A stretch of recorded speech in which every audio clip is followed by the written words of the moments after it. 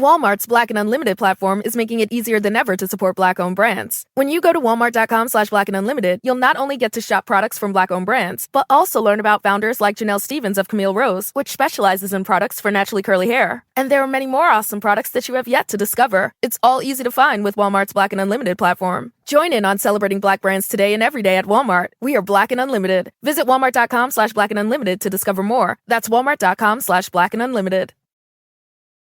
I want people to understand this ordeal is taking a toll on both of us. Casey Anthony's parents respond after 15 years of allegations. I've gotten blamed for something I didn't do, and it tears me up inside. This can change our life. This is serious. This is their final response. The test is about to begin. Please remain still. Casey Anthony's parents, the lie detector test. Watch now, only on A&E. And watch next day on the A&E app.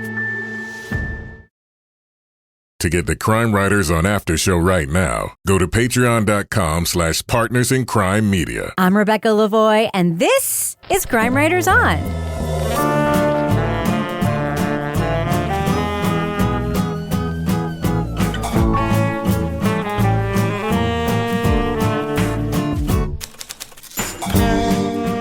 Crime Writers On is the original true crime review podcast that digs into true crime, pop culture, other podcasts. And on this episode, he served 28 years for a crime he did not commit. But if William Virgil didn't murder prison chaplain Retha Welch, who did? We'll revisit our discussion of Season 2 of Accused from the Cincinnati Enquirer. Joining me to get that done and more is true crime author, TV journalist, and host of the These Are Their Stories podcast, my husband and love of my life, Kevin Flynn. Hello, Kevin. Hello, Rebecca. Kevin, can we just be transparent about something? Sure. You finally got me to figure out how to be able to say that These Are Their Stories podcast. You're going to mess it up next week. Without saying it too quickly, without stumbling over it. Do you want to share with the audience the trick you just taught me? Olivia Burdett does a great job over the years of having to have to take out, because you need to always say it 2 or 3 times. Joining me to get that done and more is true crime author, TV journalist, and host of these. I can't fucking say that. We have to figure out a different way to fucking word that. I always say, and host of the These Are Their Stories podcast. Yes, you always. It's hard to say the These Are Their Stories. So you just gave me one trick and fixed it. Want to hear what the trick is, everyone? Yeah. Joining me to get that done and more is true crime author, TV journalist, and host of the These Are Their Stories podcast. Oh my God. It's been since 2014. Make it one word, host of. And host of these. Just stop it of. It fixes it. It does. You're a genius. Anyway, that's why you're the love of my life. Thank you. Yeah, I'm the love of your life because I haven't mentioned it. I just stewed about it for 5 years. You mention it all the time. All right. Host of. Anyway, that's why you're the love of my life. Hello, Kevin. The love of your life. This is obviously a rewind episode. What is coming up on Monday's brand new, shiny, new-smelling Crime Writers On episode? We're going to be talking about the 3-part series on Hulu from ABC News. It's called Demons and Saviors. Okay. And what are we going to hear, Kevin, in today's CWO? Stands for Crime Writers On Classic Rewind. Yeah, we're going back to October 20th, 2017. We were just babies, for a review of Accused Season 2. I think it was one of the first major podcasts that came out with a second season. Yeah. You know, and certainly one that we thought was pretty good. Yes. Although, as you'll hear, this was not a unanimous verdict. And we should mention that since this review, we have become really, really tight with Amber Hunt, right? Yes. And, she remembers this review well. And we've talked about it, quite a bit. And we love her work very, very much, generally speaking. So I think we should go ahead and listen to that. And we'll talk about it a little bit more after we come out of it. Right, Kevin? All right, let's do it. All right, moving on. One of the most acclaimed true crime podcasts last year came from the Cincinnati Enquirer newspaper. Now, Accused is back for a second season. Host and investigative reporter Amber Hunt and her team, a.k.a. Amanda, her team is literally one person, they look into the unsolved murder of Retha Welch this season. William Virgil's conviction was overturned 30 years later. So if he didn't kill Retha, a soft-hearted prison minister, who did? So I want to start off with the structure of this show, because one of the things that I found really interesting about the way that the first 4 episodes, there have been 4 episodes dropped as of the time of this taping, were structured is that it feels very much like a true crime book to me in some ways, but in a little bit of a non-traditional way. The first episode sort of uses the place, Newport, Kentucky, aka the original Sin City, and the corruption there, and unpacks the place because, as Amber Hunt tells us, it's important to understand the place to understand the story.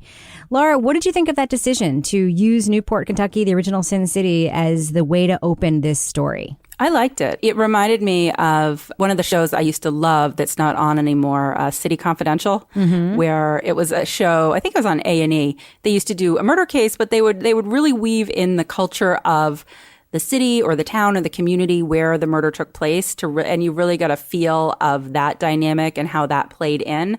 So I liked hearing this background, and it was also really interesting to hear like the current day, what it's like now with these trendy lofts along the river versus what it was then. But it started to also make me wonder what's coming next in terms of these corrupt people, and is that going to play a role in this case as I was listening to that part of the story sort of unfold? Yeah, I mean, a big part of the Sin City narrative is that the police chief of the city for a long time was really corrupt. He was actually indicted and convicted in a corruption charge. And then when he left his chief's position, his son, who was also indicted, became the police chief. That positions in Sin City were bought and sold. Like you get a city job, very much like as you heard in Crime Town, for a few $100. Toby, how did you think about this as the opening for this story? I thought it was good. I think, especially when you first meet Retha, and it spends a lot of time sort of talking about her,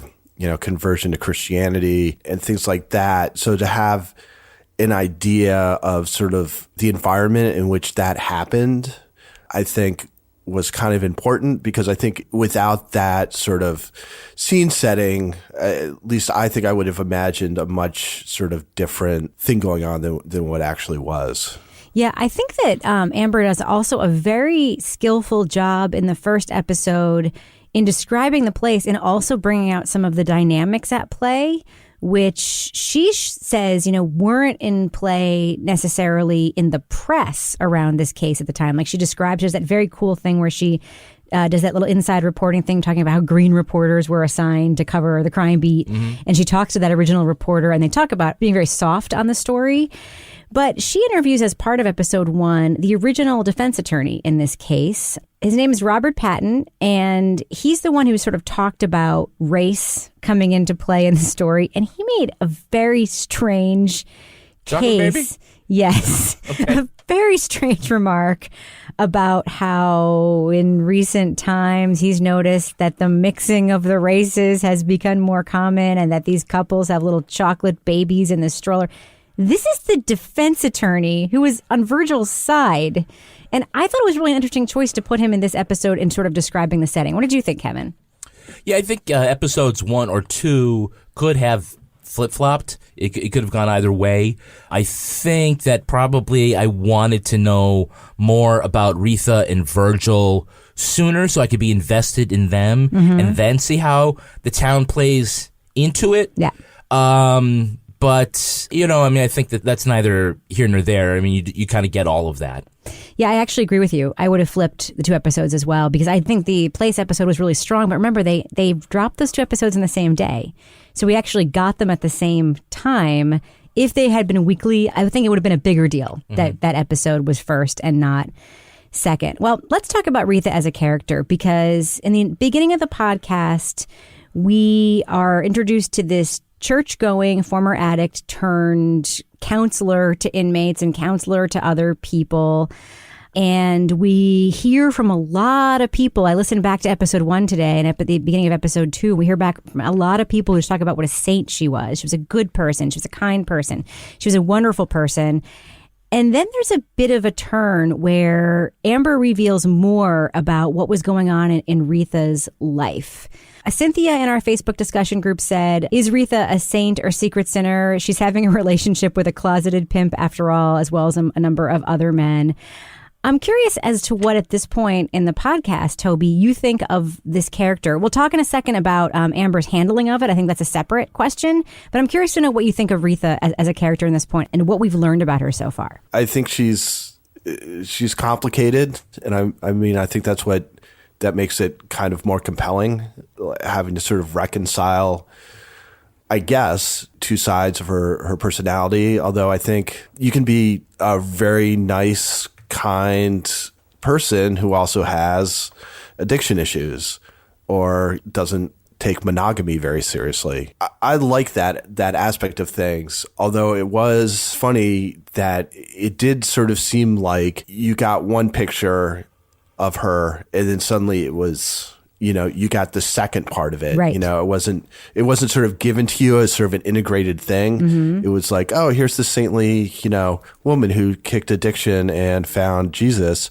And then a little bit later, it's she, has all these sexual partners and has a relationship with this guy who's, he's a player and, he's a Mac.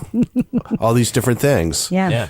Sort of the way it got told sort of made it seem more Jekyll Hyde than I think it probably really is. Mm-hmm. I mean, I think all those things can coexist in somebody without it really being like a good side and a bad side. Yeah. I mean, I think the podcast initially is grounded in her revisiting the case as it is in time, talking about those old news stories and stuff. And so that sort of Pollyannic version of Retha is sort of through that lens. She talks to one of her kids. Laura, what do you think of Retha as a character and the fact that we did get this sort of two-sided view of her? I liked it too. I like the fact that she's flawed and she's not the, person who hasn't done anything wrong or made any mistakes. And I think that makes this case in general, when you look at how it was maybe prosecuted, how he defended himself, it makes that much more complex. And I think the way that it was kind of revealed in parts is sort of, if you look at how you would be maybe approaching this case if you were an investigator or somebody that was going step by step through the case, this is, the first impression that you get of her is this church lady. She's a recovered addict. And that's sort of the first impression that is sort of presented by her, I think, and by those around her. But then as you get further into the case, that's not the total picture. And it's like, I loved how there was one part that Amber dropped in that I really liked when she was like talking about how she didn't drink. Well, she didn't drink, but she did once in a while. I thought that was very telling, right? But he still considered her recovered. But then I think there was another part where it's like, if we go from that, she drank once in a while to then she brought over like 2 bottles of booze to somebody. Mm-hmm. And I'm like, so I feel like we're getting more, bits and pieces as the story goes, but it's in the way that it's being revealed. It's almost like you are going along as it's being investigated and as these parts are coming out about her. Kevin, I think it's a little bit refreshing to have a victim in a case that's being presented in a podcast who is, quote, imperfect. I mean, I don't think anybody is more perfect than anybody else for the most part, but we're so used to the trope of the beautiful, successful, had everything going her way person who's the victim. Those are the cases that get the most attention and get the media looking at them. And, Serial had Heyman Lee, a girl with everything to live for, and, Up and Vanished, and, all these other stories. I mean, to some extent, the first season of Accused, Elizabeth Andes, same thing. This is a character somewhat at the margins whose murder is getting a very close look. Isn't that refreshing, or is that just me? Well, I think it's important to the story. It's not victim blaming, but when we talk about victimology, we talk about what risky behaviors was she engaging in. And if the perception around town is that she is a saint, then when people start wondering about, investigating her murder, they're not going to immediately jump to the idea that maybe there's semen from 3 different men inside her. Right. Because they don't see her that way. So those are the kinds of things that lead to misperceptions about the victim by not only neighbors and friends, but also by investigators. Yep. Now, Kevin, Amber had to do something delicate in making this transition where she reveals this stuff about Retha's personal life. We hear her do it. Nanita, our friend and Facebook group member, says, I'd like to say I really appreciate Amber's respectful attitude to the subject matter, especially in terms of the deceased's personal life. I think she provides enough relevant material without sensationalizing it or exploiting it. I never felt uncomfortable with it the way I did during S-Town. Amber sets the tone for herself, but also for the persons she's interviewing, and it means a lot to me. I picked up on what Amber was saying to interviewees when she talked to them about Retha's personal life, when she said, this is going to come up. So I'm asking you about it. I'm not asking you about it because I'm saying, is there anything wrong with it? People have sex. Yes, yada, yada, yada. But it's going to come up. So tell me about it. we've had to handle this before in our writing about true crime cases and writing about victims and their... Amber's written true crime books, so she's had Right. to, yeah. Tell me what you thought about the way she handled this. I thought it was fine. I mean, I think if you're going to go there, then you may as well explain that you need to go there. Mm-hmm. And, you know, I mean, the thing that made season 1 of Accused excel was the amount of transparency in the reporting, where we got to see or hear a lot of the sausage being made. Yeah. And I think that was the kind of thing that they were trying to bring into season 2. I know I want to talk about this later. I have some other problems, though, with that. Yeah, we will talk about your problems, I promise. But I do want to get through this content stuff first, okay? Laura, what did you think about Amber's handling of the reveal about this other side of her victim, Retha? I like the way that when she sets something like this up, she doesn't give you like this long explanation. She just very succinctly explains why she's doing it and then cuts into the person that she's interviewing. So it's clear and easy to follow. And I'll say it is hard when you're doing interviews like that. It reminded me, you know, when I was doing interviews in criminal cases, and I had to ask people all sorts of horrible things. I always would preface it with like, you know, I'm sorry, I'm going to have to ask you this, but it's going to come up in court. So it's better that we just talk about this now so that we all know the whole story. So I've been there as well. And it is hard, but I think people do appreciate when you approach it that way. So you're not accusatory, you're just kind of laying it out there that we need to know all the facts. Now, speaking of complicated, multifaceted characters, Toby, the protagonist of this podcast, William Virgil, whose conviction was overturned and is now engaged in this civil case, he also is a complicated person with a complicated history. And he does, as you alluded to, do somewhat of a commendable job, I think, maybe describing to Amber the taxonomy of pimping and his own, you know, criminal / nefarious / dubious history. What do you think of William Virgil as a character, and what do you think of the way he talks about his own past?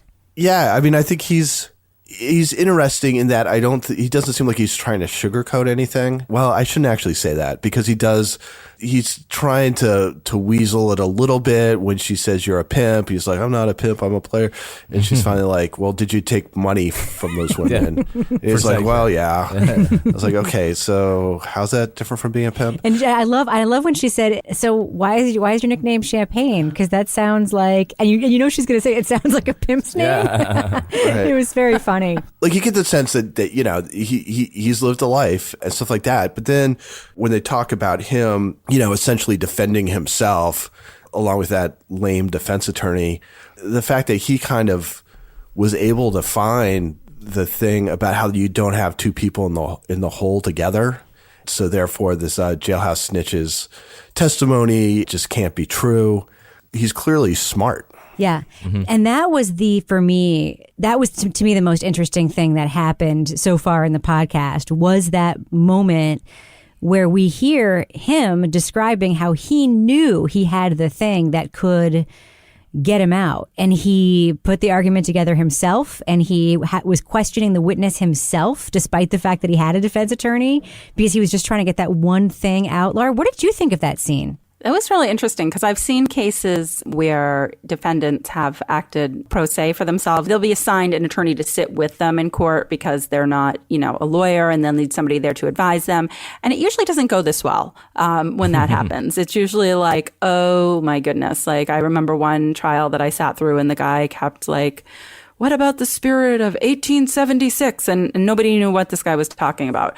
So this was definitely a case where you could tell he was smart, and you knew that he was trying to get at something. But I have to say, after that whole scene played out, I started to kind of wonder if he was manipulating us a little bit.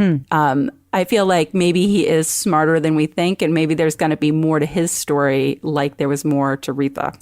There could be, but there certainly wasn't more to the story of the actual investigation of this case. We hear that the evidence at the scene, there was a shoe print there, and it was basically just entered into evidence as a photograph with not even like a banana in the photo for scale. Banana for scale. And they didn't like take the tile up. We hear that the hair evidence, which was considered good at the time, no longer is.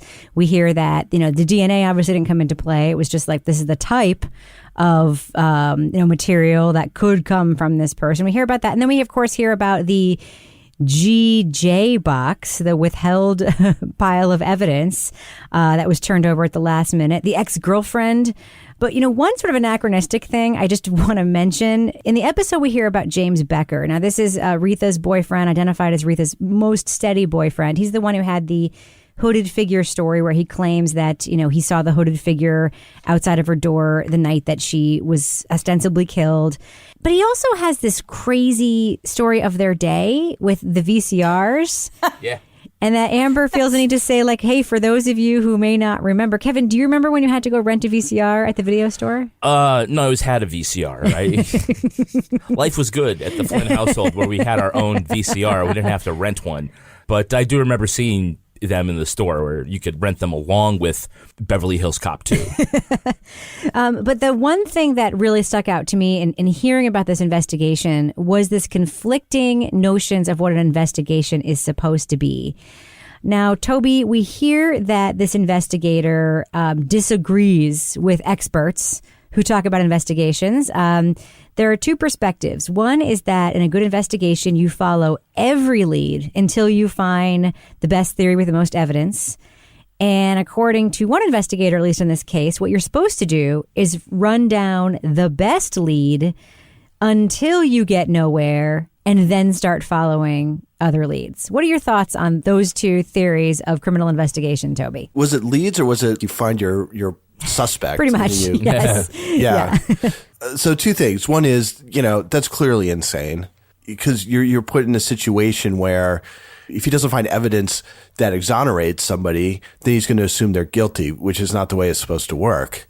And even though it's the police, and the idea that you wouldn't spread the net a little bit wider on the off chance, because even if you're right 80% of the time, 1 out of 5 times, you're just totally wrong and you're going to go after the wrong person. The other thing is that, it sounded a little bit like the way the Adnan case was handled. Mm-hmm. They're like, it's that dude. And then they kind of built the case around it without exploring other avenues. Seems to be a common theme, does it not, Toby? I think it's easy.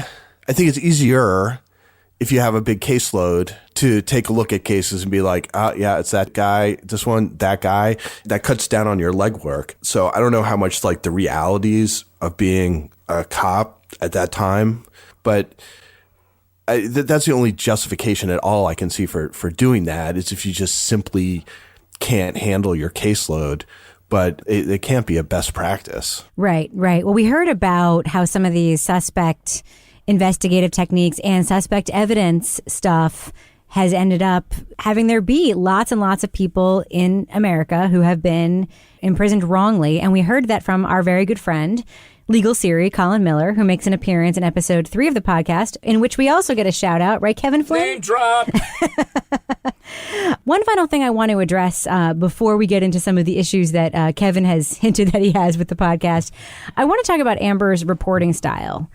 I think she has a really distinct way of approaching these stories and of telling them, aside from just her voice, which I personally love and think is one of my favorite podcast voices because she has this back on her heels way of delivering the story. And you hear it both in her narration and in the way she talks to people. And there's a lot of consistency there, which I really, really love.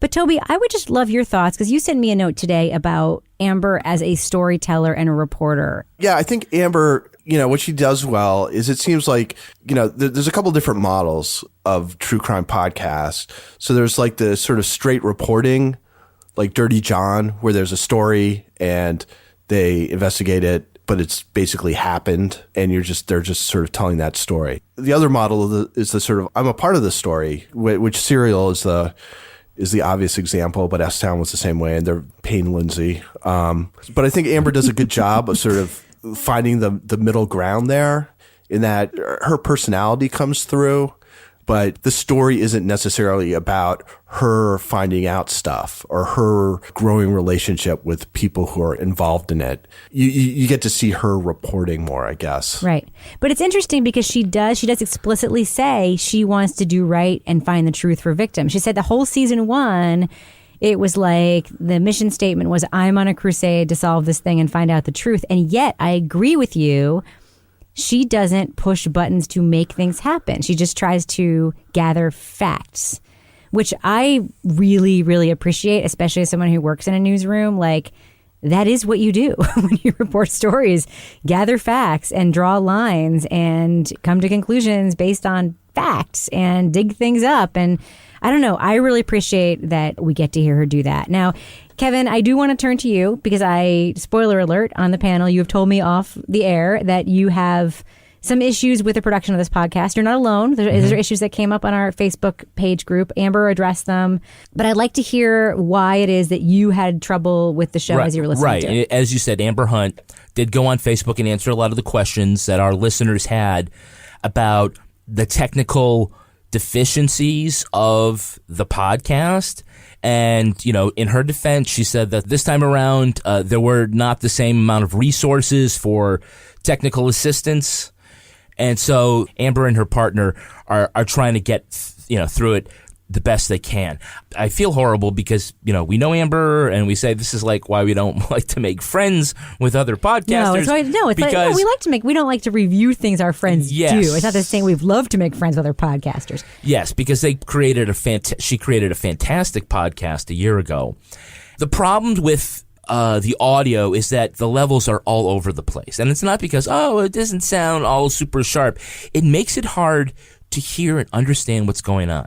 The last 8 minutes of episode 3, it was impossible for me to understand what was happening. I was listening in the car. And part of the problem is that I don't believe they are writing to the tape, meaning that as they set up stuff, they're not writing into what the next audio piece is going to be. And we do like an awful lot of, her showing us, how the sausage is made. But it ends up being like this. She'll say, I asked Virgil what he thought about Santa Claus. So, Virgil, what did you think about Santa Claus? I'm a big fan of Christmas, and I do like Father Christmas and Santa Claus. We then talked to Dr.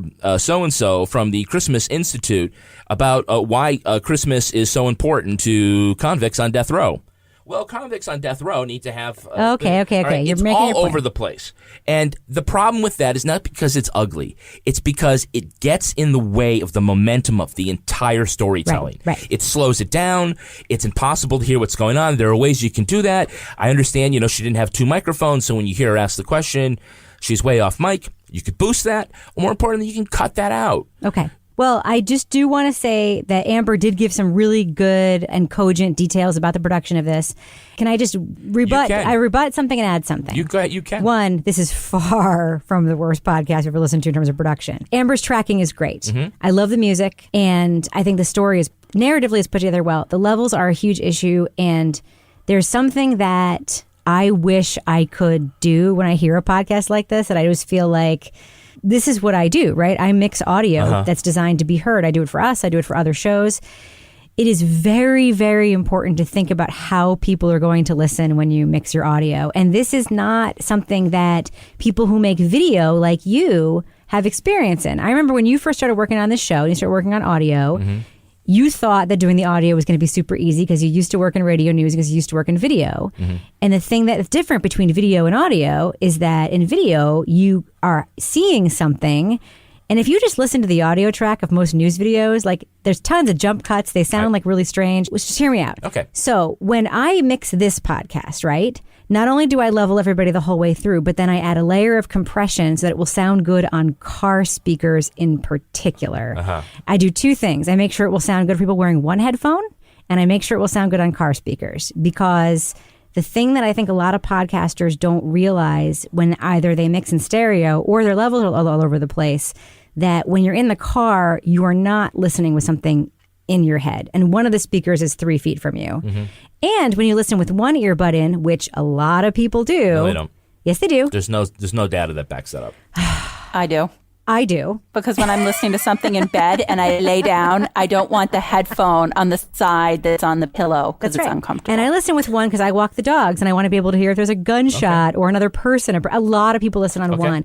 This show isn't mixed with the listener and how it's going to be delivered in mind. And those are not difficult fixes, but they are actually fixes that someone who knows how to do it can do, and that somebody, as Amber explained, that they're missing that resource. That person isn't there who knows how to do that. And Amanda was away on maternity leave for part of the production of this, so she wasn't there for a lot of it. So there's a reason why, but I think it is far from the worst produced podcast we've heard. All right, you tell me off air what you think the worst produced one was. Oh, I will. What do you think, Laura, of these technical issues? Did they seriously detract from your enjoyment, or partially, or what? Partially. And I felt bad about that because I really liked the story and I liked the people we were hearing from. But when we had like echoey interviews and it sounded like they were in a wind tunnel, it was hard for me to hear. So it did take away, but I still like the story and I like where the story's going. It's a little distracting at times. One final question before we do our reviews, Toby, and I'm going to send this your way because I think it's something that you have talked about before.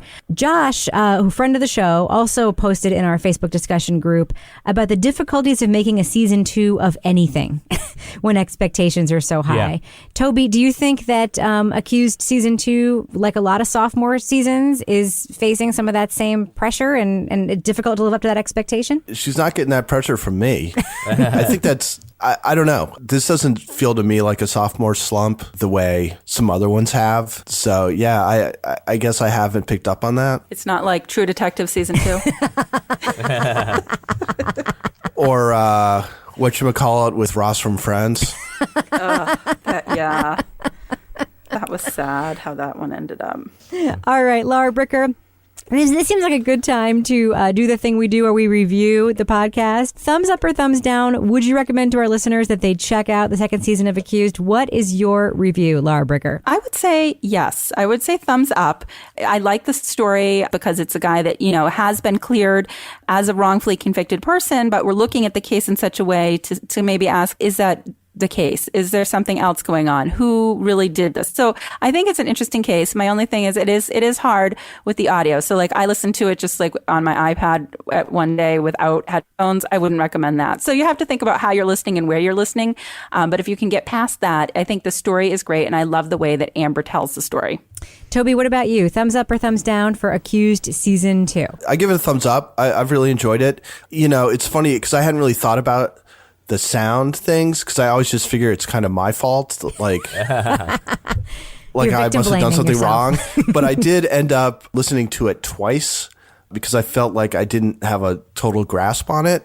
And that might have had something to do with it. That being said, I don't listen to most things twice. And this one held up for the second listen. I've found it very, very enjoyable to listen to. Yeah, I give it a thumbs up too. My listening experience of this, I will say, admittedly, is different from what our audience will have because we had the second 2 episodes in advance. So I was able to listen to 1, 2, 3, 4 in one session as I was doing like my walk and housework and stuff. And as a narrative, it all really stuck together for me. And I like the way it's unpacked. I'm a huge fan of the way that Amber reports in general. And I think she's putting her touch on this story. The audio stuff is a problem. I mean, frankly, it's a problem that I could fix, just with the tape that they have. I mean, I think about phone tape. And if you're looking at visual levels and the way they peak on a meter, phone tape will always peak higher. So there is a temptation to mix it lower. Like those are just things that you just know when you have a lot of experience doing audio. You can tell that that's absent from this. And it's an issue, and that is something that holds it back from being as good as season 1. But I'm giving it a thumbs up. I think it's a super interesting story, well told. I'm a huge Amber Hunt fan. Aside from the fact that now, I know her, I'm just a fan. I just really, really love her style, love her voice, love the way she does her work. And Kevin, what is your review? I'm a thumbs down. I'm sorry, Amber. She won't. Yeah, I know she won't talk to me again. But I'm glad everybody else was thumbs up. Like I said, I just thought I'm not giving it thumbs down because it's bad technically. I'm giving it thumbs down because the technical difficulties make it impossible to follow the story at the kind of pace that you want. I think this would be, a great newspaper article, a magazine article. It's just not coming together tech-wise as a podcast. Walmart's Black and Unlimited platform is making it easier than ever to support Black-owned brands. When you go to walmart.com/Black and Unlimited, you'll not only get to shop products from Black-owned brands, but also learn about founders like Janelle Stevens of Camille Rose, which specializes in products for naturally curly hair. And there are many more awesome products that you have yet to discover. It's all easy to find with Walmart's Black and Unlimited platform. Join in on celebrating Black brands today and every day at Walmart. We are Black and Unlimited. Visit walmart.com/Black and Unlimited to discover more. That's walmart.com/Black and Unlimited. I never did anything to harm my daughter or my granddaughter. The test is about to begin. Please remain still. Oh, man. Casey Anthony's parents, the lie detector test. Watch now, only on A&E. And watch next day on the A&E app. The friendship is sharing deal. Because I want one of your McNuggets. And I need some of your Quarter Pounder. There's a deal for everyone at McDonald's. Get one favorite like 10-piece chicken McNuggets, a Quarter Pounder, or a Big Mac and get another for just $1. Price and participation may vary. Valid for item of equal or lesser value.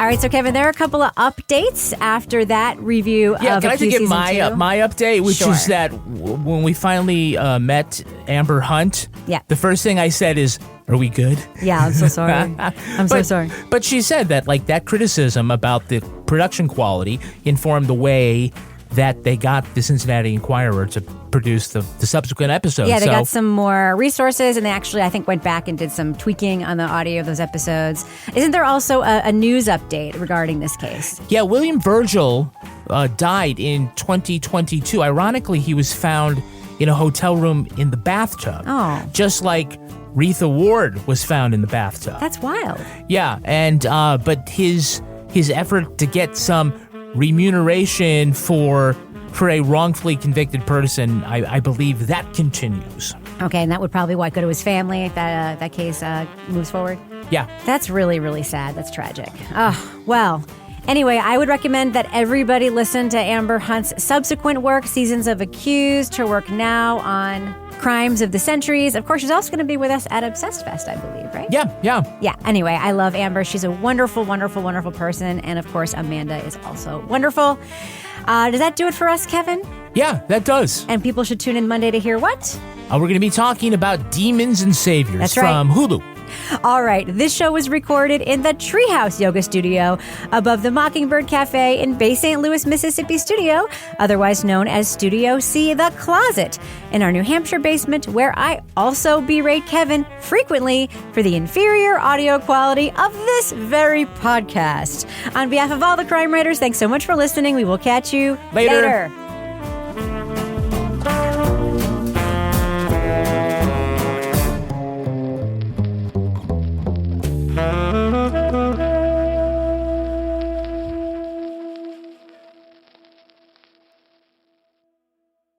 Walmart's Black and Unlimited platform is making it easier than ever to support Black-owned brands. When you go to walmart.com/Black and Unlimited, you'll not only get to shop products from Black-owned brands, but also learn about founders like Janelle Stevens of Camille Rose, which specializes in products for naturally curly hair. And there are many more awesome products that you have yet to discover. It's all easy to find with Walmart's Black and Unlimited platform. Join in on celebrating Black brands today and every day at Walmart. We are Black and Unlimited. Visit walmart.com/Black and Unlimited to discover more. That's walmart.com/Black and Unlimited.